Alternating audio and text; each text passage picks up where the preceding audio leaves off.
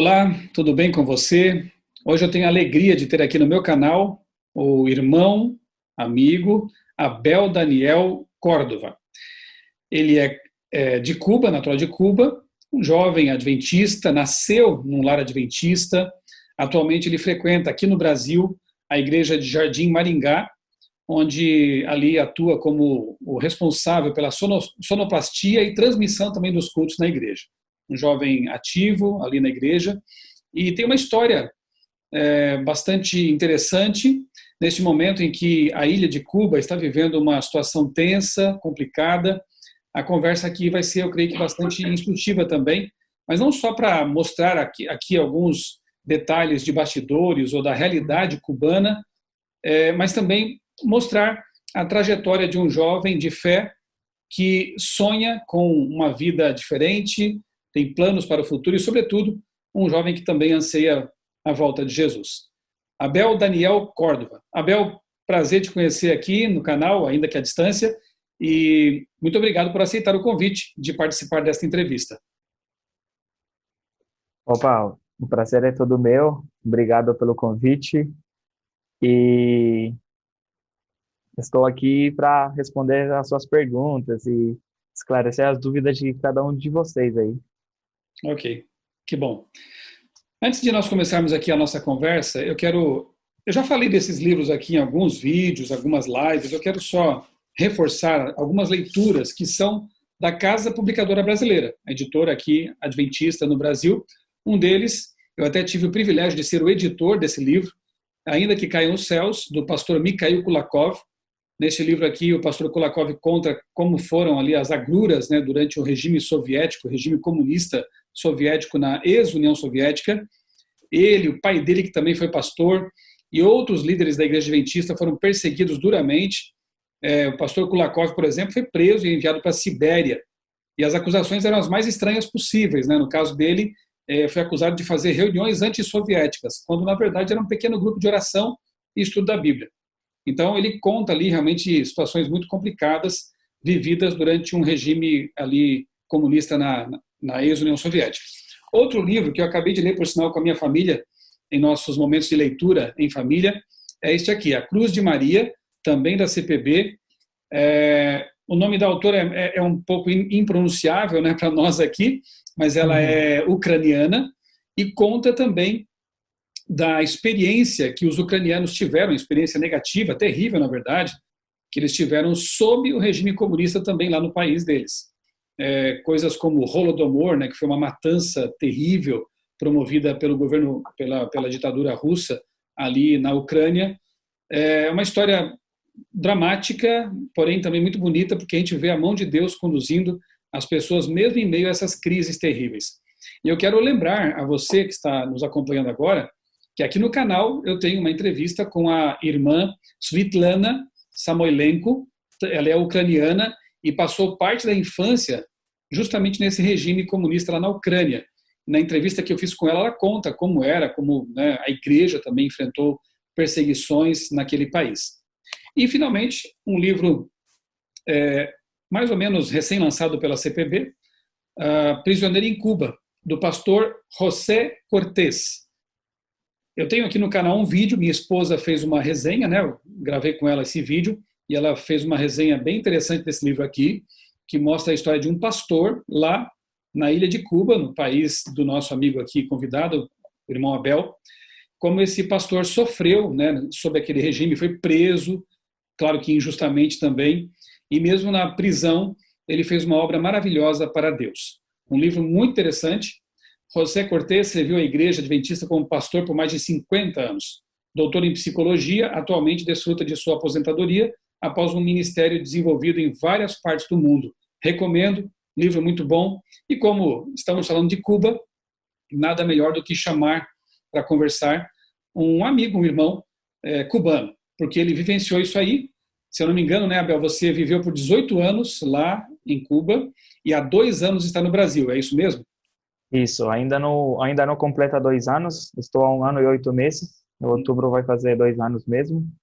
Vim quando eu tinha uns 18 anos de idade e posso contar toda a realidade de lá e falar a verdade, né? Porque às vezes o povo faz um pouco de especulações, de perguntas, e tem pessoas que não conseguem responder com a clareza como eu talvez consiga responder. Certo? Então eu quero aproveitar realmente essa sua experiência, né, de nativo, né, alguém que realmente sabe porque viveu ali 18 anos aquela realidade, não é alguém que está de fora estudando, lendo sobre, né, ou especulando.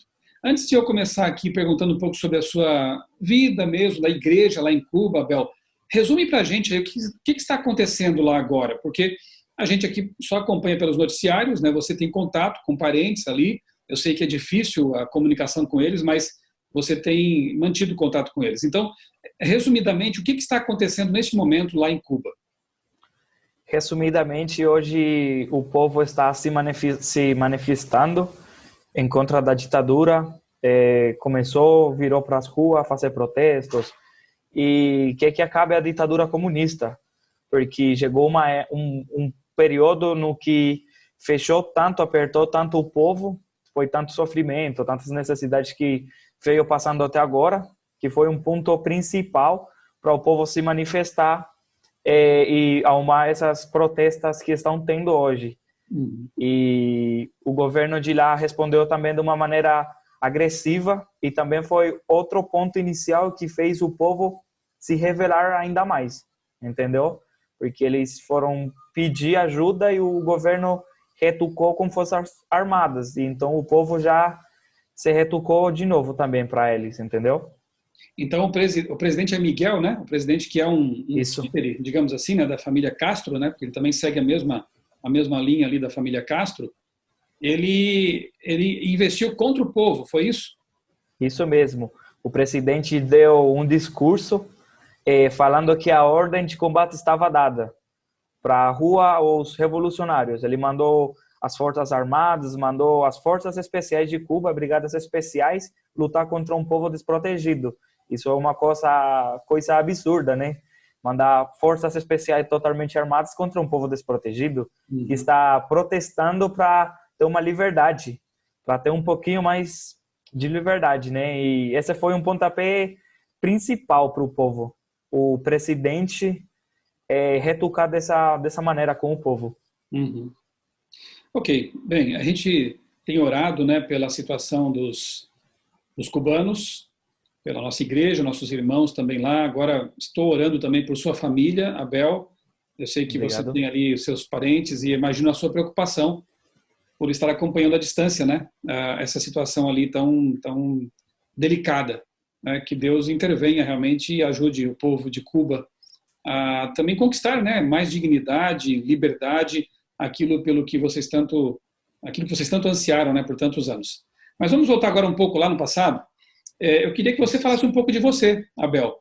Abel Daniel, né? Você usa os dois nomes aqui no Brasil, né? De forma intercambiável aí.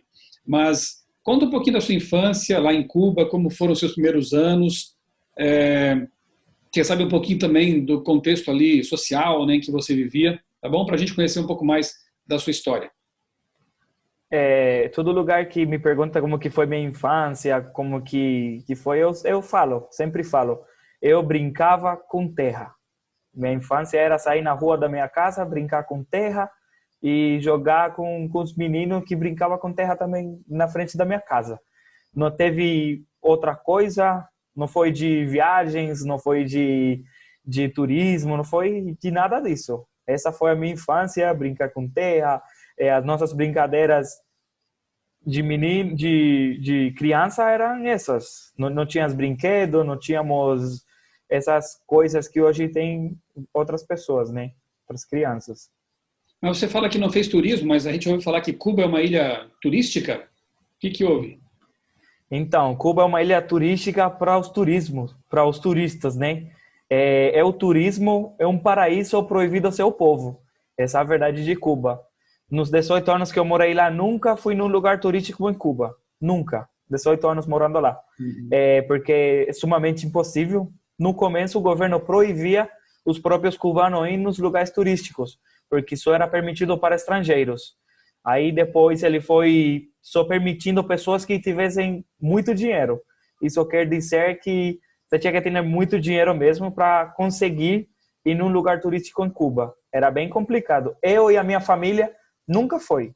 Minha mãe tem 53 anos, mais ou menos, não sei exatamente, e nunca foi num lugar turístico também, entendeu? Então, é bem complicado. É um turismo proibido ao povo.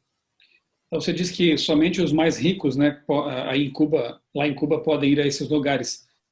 Mais ou menos qual é o percentual assim de pessoas mais abastadas em Cuba e a sua realidade na infância, pelo que você fala, foi muito humilde, né? A sua realidade, a da maioria, como é essa questão assim mais social lá? Então, quando eu me refiro a pessoas muito ricas, são pessoas que há muito tempo atrás a família deles já tinha dinheiro. Há 100 anos atrás já eles vinham com dinheiro e hoje ainda mantém esse dinheiro. As outras pessoas de condição... era da classe média. Eu lá era da classe média, me considerava da classe média. E a maioria das pessoas da classe média tinha uma infância bem parecida à minha. Uhum. Quase igual. E pessoas mais ricas e poderosas é mais quem, como eu já falei, quem vem de trás, o dinheiro vem de trás, ou que tem muitos familiares nos Estados Unidos e o pessoal dos Estados Unidos mantém eles e manda dinheiro todo mês para eles, aí consegue também ter uma boa porcentagem de dinheiro em Cuba. Mas imagino que essa classe seja a minoria ali, né? É, minoria, não é todo mundo que... Minoria. Acho que uma infância como a minha, 60 a 65% do país teve uma igual a minha. Tem piores. Uhum. Já vou falar, tem piores. Eu me considerava da classe média. Então, assim, tem piores. E mais ou menos assim. Certo. Você me disse que nasceu num lar adventista, seus pais já eram adventistas, né? Então, fala um pouco sobre a igreja adventista lá, qual é a realidade ali, a pregação do evangelho ali é semelhante à nossa aqui, porque no Brasil nós temos total liberdade, né, para pregar pela TV, pelo rádio, pela internet, nas ruas. Se eu quiser agora sair daqui com a minha Bíblia, eu posso ir a uma praça e pregar ali livremente. Como é lá em Cuba a realidade da igreja adventista? A realidade da igreja adventista lá é tranquilo por esse aspecto. O governo não mantém nós encerrado, entendeu? Não tem um ataque direto na igreja, mas porém com algumas dificuldades, entendeu? A gente não tem acesso a canais de TV, canais de rádio, isso é impossível. Só o governo que tem esse acesso. E de pregar nas ruas é suave. Você consegue sair, pregar nas ruas. Uhum. O nosso maior problema era quando você queria um exemplo. A nossa igreja uma vez quis fazer um musical para pregar o evangelho, tipo um concerto, não sei se aqui se fala assim. Sim, sim. E queríamos fazer numa praça ali no nosso povo. Aí você tinha que pedir uma permissão. Uma praça pública. Isso, uma praça pública, mas você tinha que ter uma permissão do governo para conseguir se fazer esse ato ali. E a gente nunca conseguiu uma permissão. Quando a gente queria se manifestar fora, em alguns outros lugares, era bem complicado de conseguir. Entendeu? Então, assim, Sim. tínhamos uma liberdade, mas um pouquinho entre aspas, entendeu? Uhum. E fora as questões assim de falsas acusações, como é o caso aqui do pastor José Cortés, que ele conta no livro, né, que às vezes pode haver algumas acusações falsas e que levem à prisão, né, como se fosse o inimigo do regime, né, e não é o caso. Isso também. Uhum. A igreja nunca toma, digamos assim, partido nas decisões do governo, alguma coisa assim, já que nenhum membro da igreja tem alguma relação com o governo nem nada. Então a gente é bem tranquilo no nosso canto por essa parte, entendeu? Então é bom esclarecer isso também, né? Quer dizer, a igreja adventista e as demais, as pessoas serem religiosas, não têm participação então nenhuma na ditadura, no regime ali comunista. Isso. Não tem, de nenhum jeito. Não tem como o membro adventista ter alguma relação com essa ditadura, com esse governo. Porque minha fé não apoia esse tipo de coisas, entendeu? Então, não tem esse tipo de relação. E você acha que dá para falar o mesmo assim da maioria, talvez, dos membros da igreja lá que também não concordam, percebem que há uma incompatibilidade com as ideias do governo em relação à Bíblia, por exemplo? Dá para falar sim, porque a maioria das nossas igrejas lá, pelo menos lá em Cuba, a gente é um tanto conservador, entendeu? Uhum. Então, a gente discorda junto. E é bem, por essa parte eu gosto muito de lá, porque a gente tem uma visão clara e quando tem que discordar, discordamos sem dúvida. Há uma unidade aí de pensamento. Isso, isso. Uhum. Bom, fala um pouco agora da sua educação. Lá as escolas são públicas, né? Você, Isso. naturalmente, que estudou desde a infância até sair do país, estudou nessas escolas. Como eram os conteúdos ministrados nas aulas? Outra curiosidade, será que havia ali muita ideologização das aulas, né? De conteúdo assim mais ligado ao comunismo, ao ateísmo? Como que era isso? Eu estudei desde o começo, né? A escola é obrigatória até você ter 15 anos. Você acaba o ensino, acho que o ensino fundamental, mais ou menos, acho que é aqui, que você tem até 15 anos. Aí, depois daí, você decide se vai estudar ou não. É assim, desde que você começou a escola, eles já vão introduzindo a ideologia comunista, uma ideologia de ditadura. Desde a história você pode ver que tudo é alabando o grande ídolo, Fidel Castro, entendeu? Começou já é tudo falando sobre isso, faz muito ênfase na história, né? Falando bastante de política e se induz um pouco sobre a ideologia comunista, sim. Uhum. Aí você falou aí alavando, né? Só para os nossos amigos saberem que é louvando ou exaltando, né? Isso, Então na escola mesmo já se exalta, se louva a figura do ditador, no caso lá, né? isso, Ou já cresciam, desde a infância já cresciam com essas ideias, né? Sendo ali passadas na sala de aula. E a isso, mídia lá, Abel? E a mídia? Porque basicamente há duas formas de as pessoas terem acesso à informação, à educação, em qualquer país, né? Pela escola, universidades ou pela imprensa, pela mídia, pelos livros. Como é a mídia lá em Cuba? Como são as imprensas, né? Isso aí também é controlado? isso. Mídia é totalmente controlada, totalmente do governo. Na TV somente passa canais estatal de Cuba, não Uhum. passa um canal de fora, não se escuta uma estação de rádio de fora. É, é totalmente controlado. O acesso à internet veio bem agora. Faz 2 anos para cá que veio mais acesso à internet, 3 anos. Somente? Quando eu tinha, quando eu tinha 15 anos, 16 anos, eu não sabia o que era internet, não fazia ideia de como que era ter uma rede social, como que era ter WhatsApp, não tinha ideia dessas coisas. Isso veio mais de faz uns 3 anos para cá, entendeu? Então é bem controlado e quando apareceu o acesso à internet era bem caro. Uhum. Era bem difícil também assim ter acesso à internet como a gente tem aqui, totalmente liberado e um preço mais acessível. É bem complicado lá. Eu imagino que a sua comunicação com a família também não deva ser tão fácil assim, né? Como você mantém contato com a família, com seus pais, com seus outros parentes? Eu mantenho contato com eles via WhatsApp, né? Só que assim, eu nunca ligo para eles. Eu não consigo ligar, porque eu não sei se eles têm internet, eu não sei se eles estão conectados. Então, sempre fico na espera. Uhum. Passa uma semana, 2 semanas, não me liga, eu já me preocupo, recarrego, ligo para lá e pergunto como que estão as coisas. Fala, tá tudo bem, só que não tem dinheiro para pagar a internet. É bem caro, entendeu? Uhum. Então, é um pouquinho complicado e só quando eles conseguem. Eles têm internet, me liga, falamos de 3 a 5 minutos, encerra a ligação, porque senão acaba a internet. Que coisa.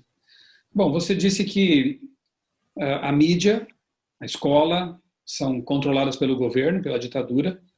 Então, Isso. como que o povo, de repente, voltando àquela questão inicial, né, do que está acontecendo neste momento lá em Cuba, por que o povo, de repente, tomou consciência, se é que já não tinha consciência, não sei, eu também quero saber isso, né? As pessoas, Aham. mesmo sendo educadas, né, com uma educação tão ideologizada, mesmo tendo uma mídia controlada pelo Estado, como elas obtêm informações e como elas despertaram agora, né, nessas revoltas, uma vez que aparentemente elas não têm acesso ao que outros países, né, ou têm acesso ao que vem de outros países, por exemplo, para que essa informação passe de um para o outro. Como é que funciona isso?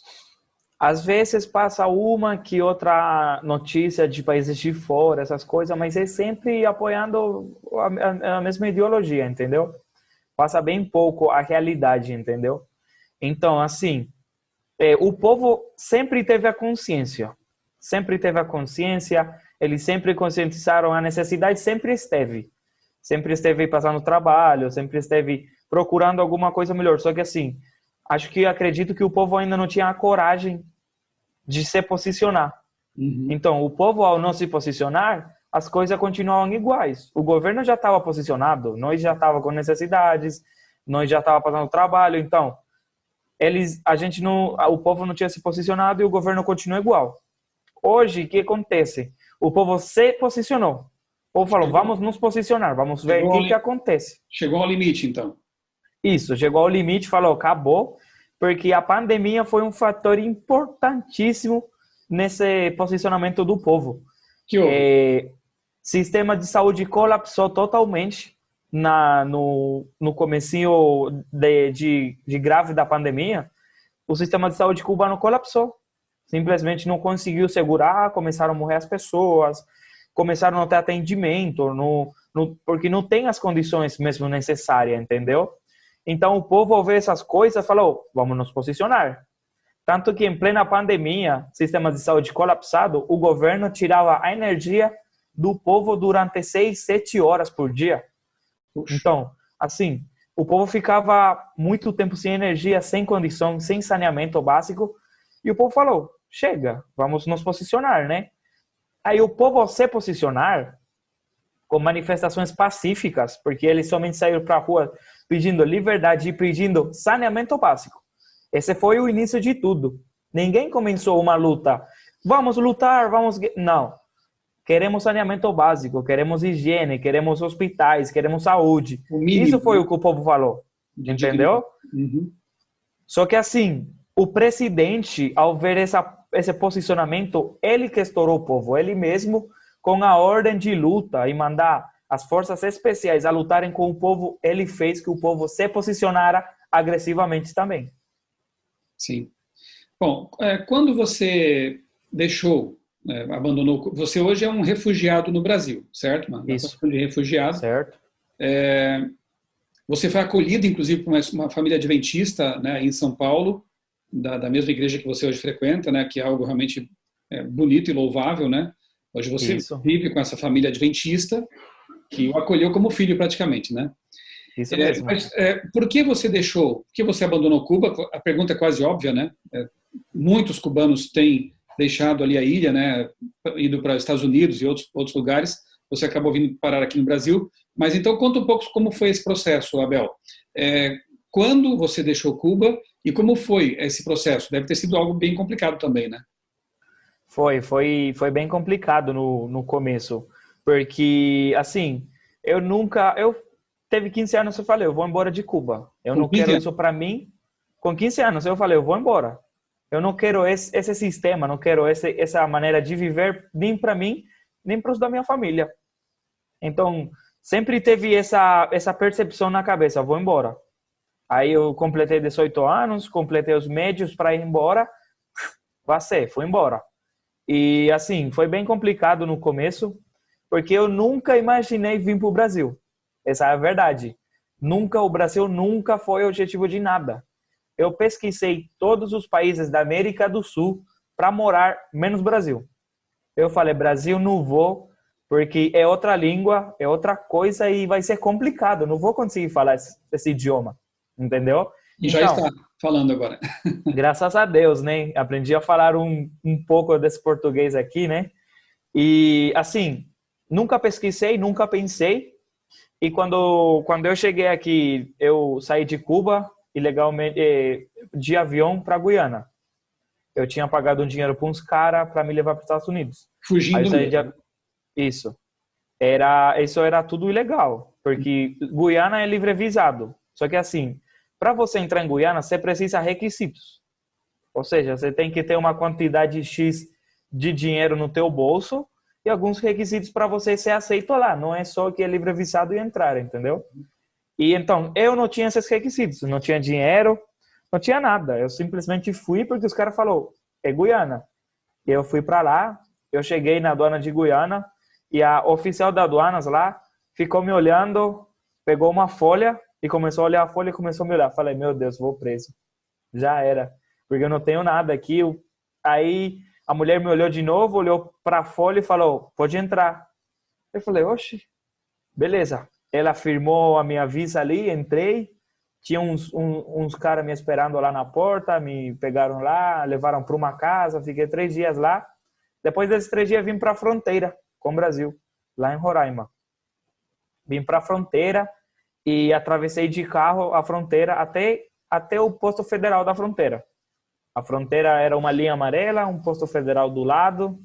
Aí eu fiquei uns 300 metros da linha, entrei caminhando, fui para o ponto policial, eles colocaram visto federal, não falaram nada, colocaram visto federal e saí. Aí depois de uns 5 ou 6 minutos, chegou um cara me buscar num carro e me levou para uma casa, tipo uma pensão. Uhum. Aí, naquela pensão tinha mínimo uns 50 cubanos. Era tudo cubano. Pessoas que iam para o Chile, pessoas que iam para o Uruguai, para o Paraguai. Isso já no Brasil? Isso já no Brasil, aqui em Roraima. Isso aqui já no Brasil. Eu estava ficando num quarto que tinha 12 pessoas junto comigo. Naquele quarto. Aí, naquele momento lá, eu falei, tudo bem. Daqui eu vou continuando ou Colômbia ou Venezuela, algum país aqui lá para cima, né? Aí, passou um dia, recebi uma ligação. Oi, beleza? Era os caras. Falou, ô amigo, se vira, você chegou até aí, você tá sozinho, se vira. Plux, se desligou. Aí eu falei, não acredito. Não, peraí. Aí eu peguei, liguei de volta, falava que o número que eu tava ligando não existia. Eu falei, não acredito. Eu não acredito. Aí os caras me deixou. Simplesmente assim, não recebi mais explicação, não recebi mais nada. E me deixaram. Eu tinha $305 comigo nesse momento que eles me deixaram. Eu liguei para meu tio lá nos Estados Unidos e falei, tio, tô parado aqui em Brasil. Não conheço, não falo, não faço ideia de nada, nem onde que eu tô. Aí ele falou, dá um jeito, né? Vamos tentar dar um jeito, vamos ver o que consegue fazer. Aí eu tinha visto um amigo meu que morava lá em Uruguai. Aí ele falou, você consegue vir para cá, mas você se vira. Só que assim, eu não quis ir para lá, porque não tinha um jeito de dar uma melhorada lá, entendeu? Resumindo, meu tio falou, conheço uma pessoa que mora em São Paulo. Falei, oxe, estourei. Já, olha se consegue me ajudar. O cara falou, consigo te ajudar. Mandei a localização para ele, onde que eu tava. Lá em Roraima, na fronteira, é bem longe de São Paulo. Aí ele falou, amigo, se você conseguir vir para São Paulo, eu consigo te ajudar com o trabalho. Eu paguei uma passagem de avião de $300. Eu só tinha $305, paguei a passagem de avião, acabou meu dinheiro. Consegui chegar aqui em São Paulo e essa pessoa conseguiu me ajudar, me dando um pouquinho de trabalho. E morei na casa dele um tempinho, até morar sozinho. E foi assim, foi bem difícil no começo, eu não entendia nada. Às vezes dá para perceber que falo algumas coisas erradas, jogo algumas palavras em espanhol ainda. E assim, foi bem difícil a adaptação, foi bem complicado. E quando foi que você daí conheceu aquela família que o adotou? Você procurou a igreja? Como foi esse encontro? Então, eu procurei a igreja, eu comecei a morar sozinho. Coloquei lá no Google, falei, vou começar a ir na igreja, porque sou adventista, então vamos na igreja. Procurei no Google, igreja adventista por perto, apareceu a igreja do Carrão. Aí eu falei, pertinho de mim, vou lá. Fui lá naquela igreja. Vou confessar que a primeira vez que eu fui, não gostei tanto assim.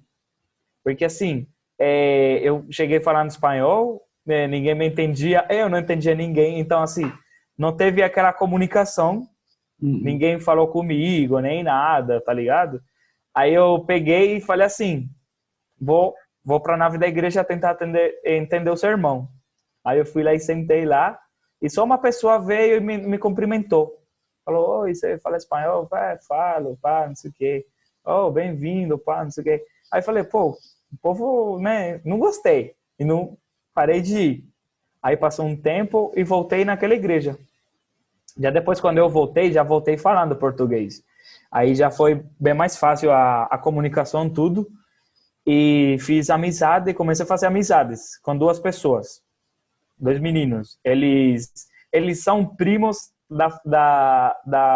das pessoas que me adotaram. Uhum. A ver se dá para entender. Sim. Eu comecei a fazer amizade com eles, né? E eles me apresentaram para a família. Eles me apresentaram para a família. Eu fui lá almoçar com a família deles, tudo mais. No começo foi bem estranho, porque ainda não falava direito. Eles me levaram lá e começaram a me fazer um monte de perguntas. Como que é lá? Como que é aquilo? Eu me senti bem. Foi bem estranho no começo. Mas depois a gente começou a fazer mais amizade. E no final de Natal, final de ano e Natal desse ano que passou, eu passei com eles. E acho que foi quando mais junto a gente ficou. E até hoje a gente está junto. Me consideram família, eu considero eles família também. E eu sempre falo, foi o melhor que poderia ter me acontecido aqui no Brasil. Uhum. Porque quando eles me acolheram, eu estava num momento bem complicado aqui. Estava sem trabalho, não tinha... Tava muito complicado mesmo. Se eles não tivessem me ajudado, hoje eu não estaria aqui. Essa é a verdade. Uhum. Entendeu? Que bom ver que Deus não te desamparou, né? Mesmo vivendo essa história tão complicada, difícil, Deus tinha um plano e o preservou, né? E louvado seja Deus porque agora você está na família, está amparado, né? Na Isso é família, verdade. nessa família e na família de Deus também, que é a sua Isso. aqui no Brasil, né? Abel, vamos falar um pouquinho agora sobre Brasil e Cuba. Que diferenças principais você já percebeu que há entre o Brasil e o seu país original? Diferenças são várias. Tem muitas diferenças. Acho que em todos os aspectos dá para tirar várias diferenças. O aspecto que mais que foi o aspecto que eu saí de Cuba é o aspecto de não ter oportunidade. Aqui no Brasil a gente tem várias oportunidades. Essa família, quando me acolheu, eles falaram assim para mim: você quer fazer faculdade? Eu falei: eu quero. Falou: você quer fazer faculdade do quê? Porque aqui você pode estudar várias coisas. Eu falei: oxe, como assim? Então, tem várias possibilidades para você estudar, tem várias coisas que você pode fazer que te ajuda a crescer. Então, tem muita possibilidade. Lá em Cuba, não tem essas possibilidades. Você fala para alguém: você quer fazer faculdade? Fala: já sei o que eu vou fazer. O quê? Medicina. Mas por que todo mundo em Cuba quer ser médico? Porque é a única coisa um pouquinho valorizada, entendeu? A gente não tem mais vontade de estudar, porque não adianta nada estudar e não crescer na vida, entendeu? Essa é uma das maiores partes. Com respeito à comida, posso dizer que aqui a gente consegue beber refri toda hora. A gente tem a bem acessibilidade de refri, suco. É bem acessível. Em Cuba, não. Nos aspectos de acessibilidade até carro, essas coisas, aqui também não tem, digamos assim, não é todo mundo que consegue, mas uma maioria consegue. Lá em Cuba, nem a maioria consegue. Só as pessoas com dinheiro, só pessoas ricas que têm seu próprio carro, suas próprias coisas. Então, é bem complicado esse aspecto lá também, entendeu? Uhum. Bom, você falou aí de alimentação, né? É verdade que em Cuba tudo é racionado? O acesso ao alimento também é difícil lá? Isso, é tudo racionado. Em Cuba tem tipo um armazém que se chama bodega, em espanhol se chama bodega, que ali você recebe um cartão e naquele cartão vai o tanto de arroz, feijão, eles dão arroz, feijão, sal, azeite, açúcar e ovo, às vezes. Ovo é bem complicado dar, é difícil dar, mas às vezes dá. Então, nesse cartão é o que você leva. Você merece por mês tanto de arroz, tanto de feijão, tanto de azeite, tanto de açúcar. E você retira naquele lugar, entendeu? É tudo bem controlado. Só que assim, esse tanto que você merece por mês, não dá para o mês. Você vai receber um tanto que não dá para o mês. O povo sempre tem que sair comprar fora, tentar achar fora, porque o que te dá o governo não dá mesmo para sobreviver. Minha família já tentou sobreviver com o que dava o governo, não deu, não conseguimos. E é bem controlado esse aspecto aí. E aí vocês, alguns plantam também para complementar, né? Isso. O meu padrasto lá em Cuba, ele tem terras. As terras são do governo e você tem que plantar, né? A terra, e a gente nunca faltou nem arroz nem feijão. Meu padrasto plantava, eu ajudava ele a plantar. Quer dizer, tem a Entendeu? terra entre aspas, né? Porque a terra não é dele, né? É isso. Não, a terra não é dele. A terra é do governo. Uhum. Você planta arroz. Desse arroz, de 50, 60 e pouco por cento é do governo. Porque a terra é dele. Então, você tem que dar uma porcentagem. Você planta tomate, você tem que dar uma porcentagem. Você planta feijão, tem que dar uma porcentagem para o governo. Sempre. Se você não plantar, você perde a terra. Uhum. Simples assim. Uhum. Então, propriedade privada não existe. Não, propriedade privada não existe. Isso não existe nem existirá. Só se tiver um câmbio, uma mudança, que acredito que está acontecendo agora, pela situação atual, mas não existe propriedade privada nem nada dessas coisas. Você acha que pode haver alguma mudança assim permanente lá em Cuba com essas revoltas populares? É complicado para ter uma mudança desde dentro, é complicado. Se acontecer uma mudança, só com intervenção estrangeira. Por quê?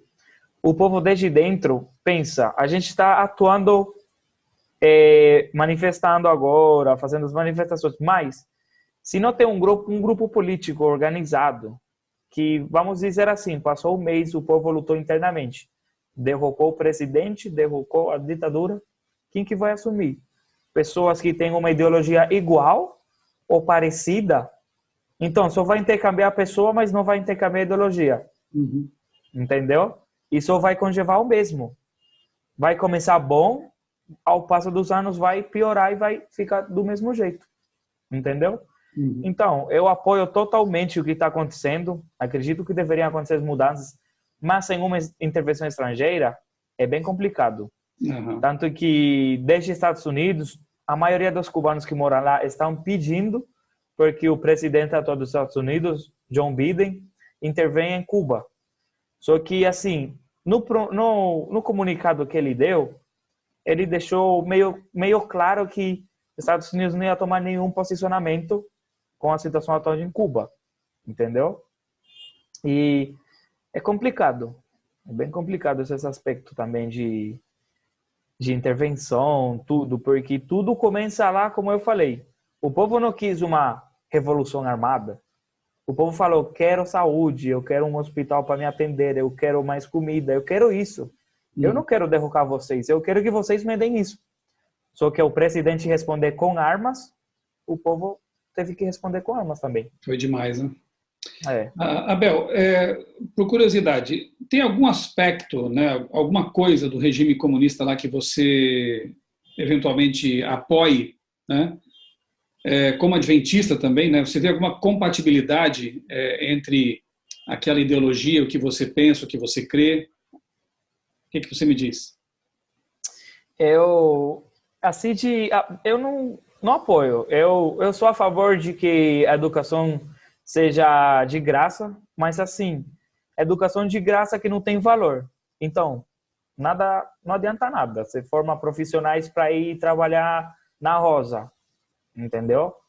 Então, assim, de apoiar mesmo, acho que eu não apoio nenhum dos parâmetros dessa ditadura.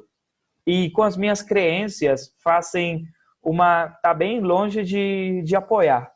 É bem complicado, porque na minha cabeça não cabe uma pessoa, para mim não tem sentido uma pessoa responder para um povo com armas. Não tem como, no que eu acredito.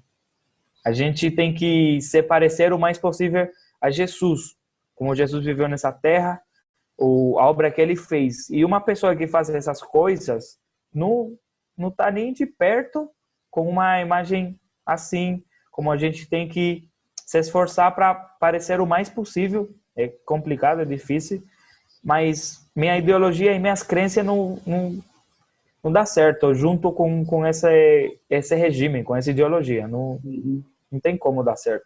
Ok.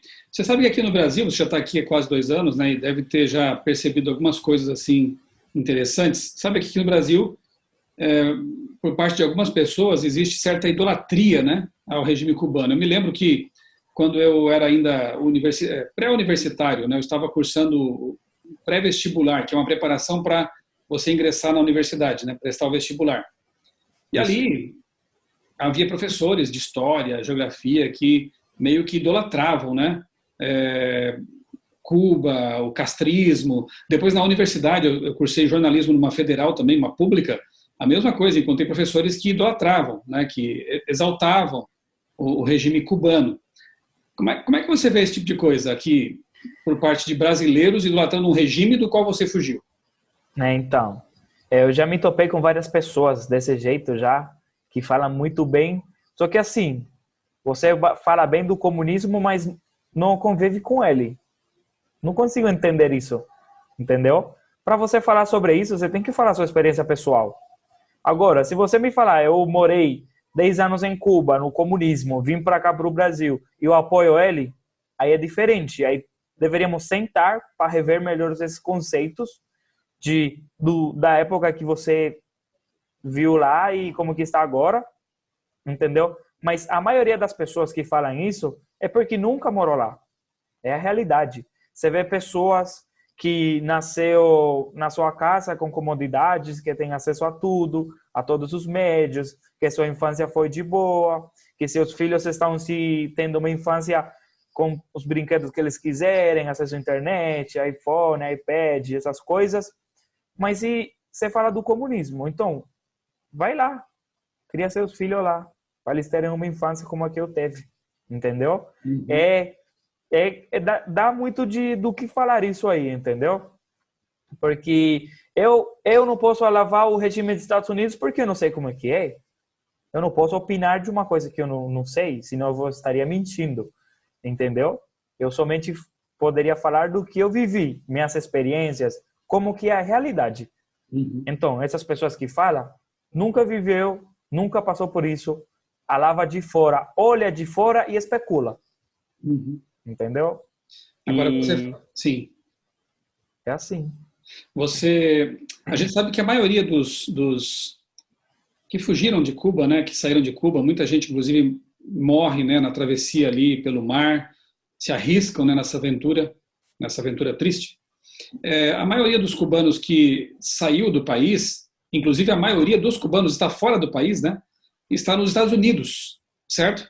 Dessas pessoas, você deve ter muitos amigos e parentes e conhecidos por lá. Eu acho que eles nem pensam em voltar, né? Não, Você pensa em voltar para Cuba? eu não. Não tenho esse pensamento. Eu saí de lá, deixei aquilo atrás. O passado esteve, entendeu? Uhum. E não penso em voltar, não tenho esse pensamento. E em relação aos meus parentes que moram lá, minha mãe, no caso, minha mãe, meu padrasto, meu irmão, que mora lá, o que eu pretendo é ficar um pouquinho estabilizado aqui no Brasil e tirar eles de lá. Uhum. Não tem essa possibilidade de ficar bem e voltar para trás. Não existe isso. Nem tanto para mim, que estou aqui no Brasil, nem para as pessoas que moram nos Estados Unidos. Não Você tem como. você está estudando aqui No... no Brasil já, né? Cursando. Estou, isso. Estou cursando Análise e Desenvolvimento de Sistema Ok. na Deus faculdade. abençoe a sua trajetória profissional também, que você consiga Obrigado. realizar esse sonho de trazer seus parentes também, seus pais. Agora, por que a maioria opta por ir para os Estados Unidos? O que acontece? Estados Unidos é aquilo lá, né? Desde faz bastante tempo atrás, os Estados Unidos sempre fomentou a imigração do cubano ou de outra pessoa para seu país, com o objetivo de realizar o sonho americano, entendeu? Assim, Cuba tem uma lei que se chama Pies Secos e Pies Mojados. É uma lei que favorece os cubanos nos Estados Unidos, ou seja, qualquer cubano que entrar ilegalmente nos Estados Unidos, seja por água ou por terra, Estados Unidos acolhe. É uma lei americana. Isso, uma lei americana. Há 1 ano e 8, há 1 ano e 1 mês você tem direito ao green card, mas recém-chegado lá você tem direito a sacar a sua carteira de motorista, tem direito a cartão de comida, recebe uma ajuda do governo, tudo mais. Mas, Só que assim, em Cuba vocês aprendem que o grande inimigo são os Estados Unidos. Na escola isso é ensinado, sim? desde que você começa a escola, você já vê que os Estados Unidos sempre tentou se apoderar de Cuba. E o que está acontecendo hoje em Cuba é um fato de que a história um pouco atrás poderia estar um pouquinho errada. Porque com o que está acontecendo hoje, uma revolta do povo pedindo, implorando uma intervenção estrangeira dos Estados Unidos em Cuba, e os Estados Unidos não toma nenhuma posição.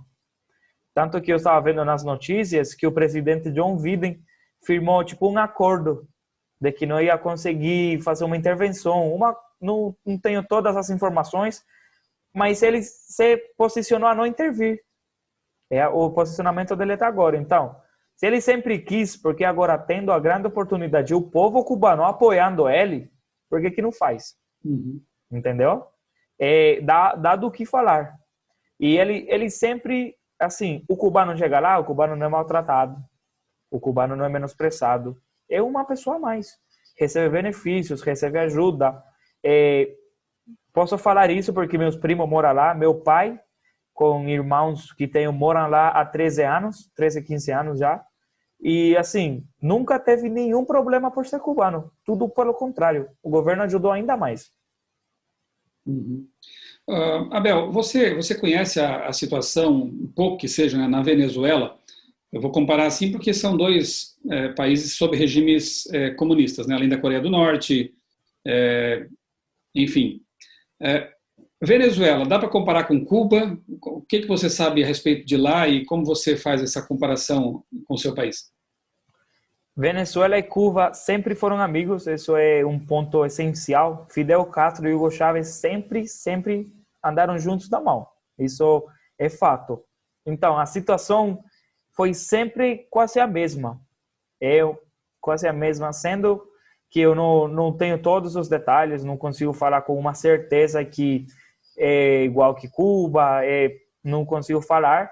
Mas, assim, pela trajetória dos países, vim pela mão desde o começo até agora, e sabendo a situação de Venezuela, que também teve manifestações, teve essas coisas há tempos atrás, dá para concordar um pouco de que a situação deve ser um pouco parecida.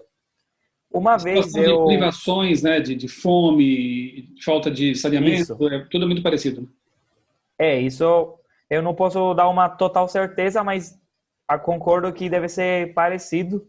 Uma vez encontrei um venezuelano lá, que mora aqui no Brasil, encontrei ele jogando bola, perguntei um pouco como que estava lá e ele falou, para lá não volto. Então, alguém que fala isso já dá o que falar sobre a situação de Venezuela também, entendeu? E o Maduro já manifestou apoio também ao governo de Cuba, né? Isso.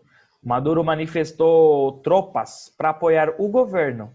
Então, se apoiar a ditadura comunista, já isso me dá de ser que você é amigos. Mesma coisa, já vá pelo mesmo caminho, então. Entendeu? Certo. Abel, agora como um cristão adventista, o que você espera fazer com a sua liberdade aqui no Brasil? Como cristão adventista, a minha liberdade aqui no Brasil, eu pretendo aproveitar ao máximo, entendeu? Não tem mais isso de sou cristão, preciso ficar meio esperto. Não.